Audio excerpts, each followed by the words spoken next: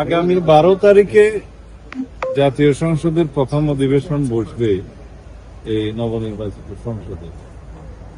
সেখানে সংসদ সদস্য হিসেবে আমরা যারা শপথ গ্রহণ করেছি তারা সংসদ সদস্য হিসেবে যোগদান করব।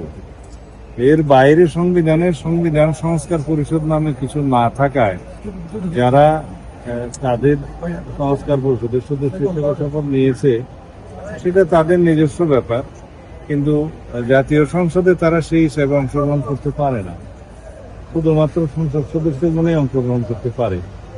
এখন সংবিধান সংস্কার পরিষদ নিয়ে যে সমস্ত আলাপ আলোচনা মাঠে ময়দানে হচ্ছে, বিভিন্ন জায়গায় সেমিনারে হচ্ছে বা যেটা আছে, সেটা একটা রাজনৈতিক অধিকার হিসেবে তারা বলতে পারে, কথা বলার অধিকার আছে, তারা দাবি তুলতে পারে।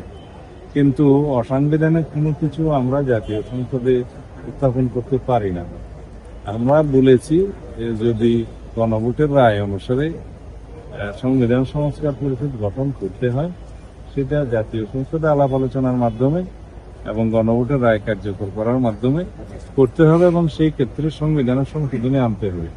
সংবিধানের সংশোধনী আনলে সেটা সংবিধানে ধারণ করার পরে জাতীয় সংবিধান সংস্কার পরিষদের সদস্য হিসেবে শপথ নেওয়া হবে কিনা, তারা সেই শপথ করাবেন, কে করাবেন, কোন ফর্মে করাবেন, সেগুলো সব ধারণ করতে হবে।